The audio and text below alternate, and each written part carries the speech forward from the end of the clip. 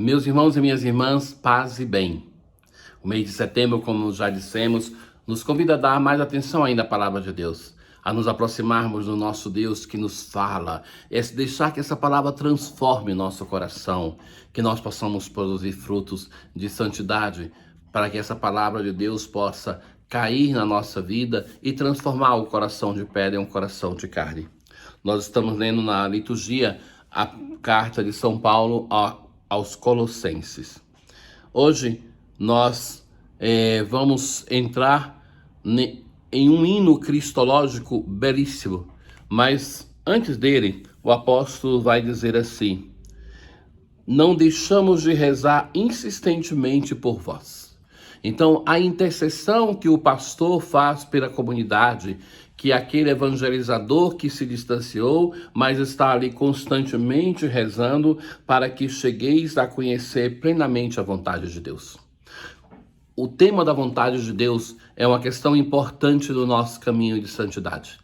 Muitas vezes nós atribuímos à vontade de Deus tantas coisas que desconsideramos que Deus nos criou para fazermos também nós escolhas. Deus não dita a nossa vida, mas Ele está ao nosso lado para que nós possamos escolher bem aquilo que é a sua vontade, aquilo que é a vontade de Deus, que nós sejamos santos, que nós consigamos chegar àquela vocação universal da santidade, que nós estejamos em cada momento buscando concretamente na minha vida o que devo fazer para não perder os dons da graça que o Senhor me deu.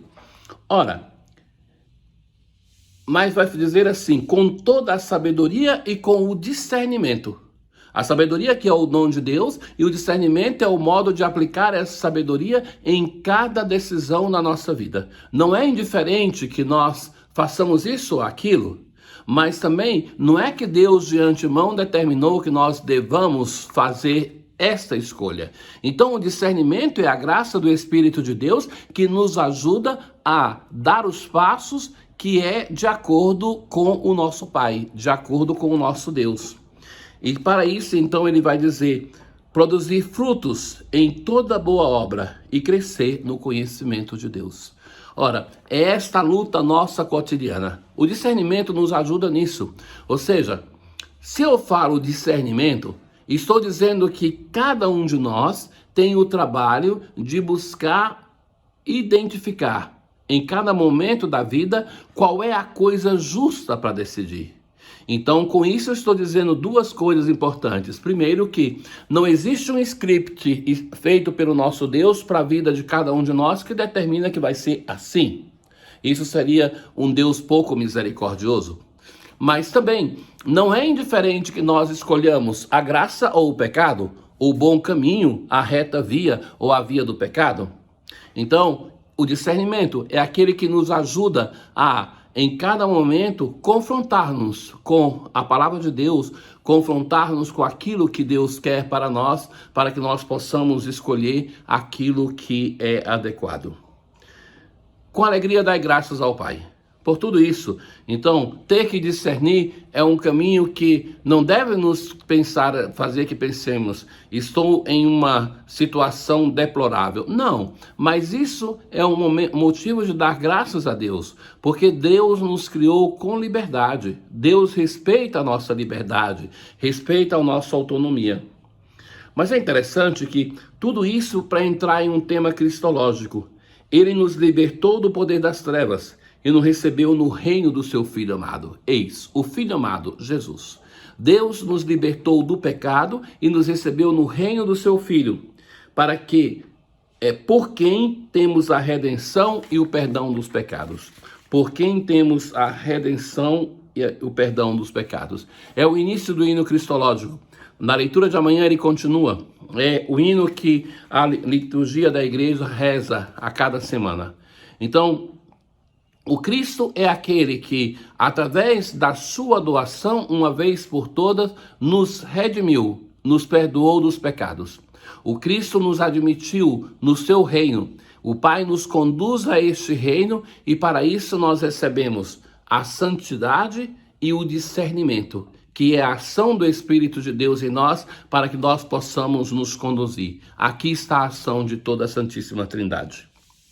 No Evangelho de hoje, nós encontramos Jesus que, operando um milagre, depois vai escolher os primeiros discípulos.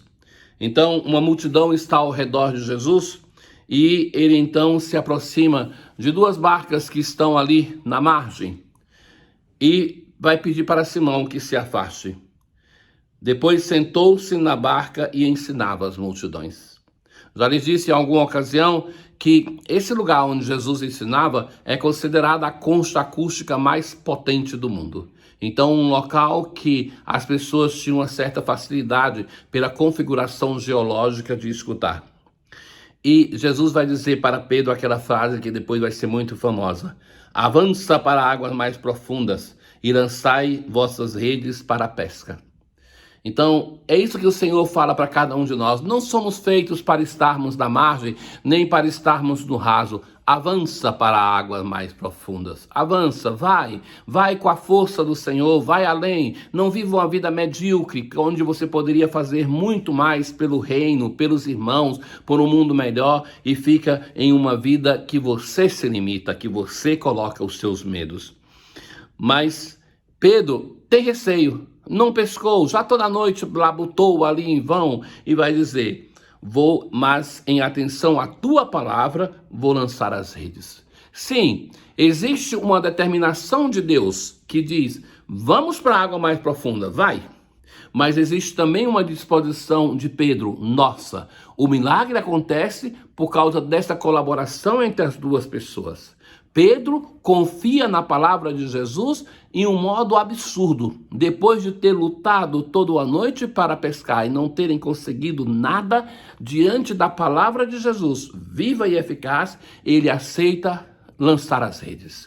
Em atenção à tua palavra. Não tem nenhuma outra segurança. Não existe nenhuma outra certeza. É a palavra. É a palavra de Deus que produz frutos. E então eles começam a pescar. Pescam tanto peixe que enchem as duas barcas. E agora vem o reconhecimento de Pedro: Senhor, afasta-te de mim, porque sou um pecador. Diante da graça, do poder de Deus, primeiramente Pedro tem o privilégio de acreditar na palavra, mas depois, quando ele vê aquela quantidade de peixe, ele reconhece que é um pecador. É aquele temor, aquele espanto que vai tomar conta de Pedro e dos outros. Estão diante de um poder que eles não conheciam. Estão diante do poder e da graça de Deus que manifesta-se na vida deles. E que eles então agora, como cada pessoa que se aproximou de Deus, tem a experiência do temor. O temor que é bom, porque faz perceber que Deus não é o meu colega de turma, mas que eu preciso do temor respeitoso para que Deus continue a ser o meu Deus, continue a ser o meu Senhor, o meu mestre.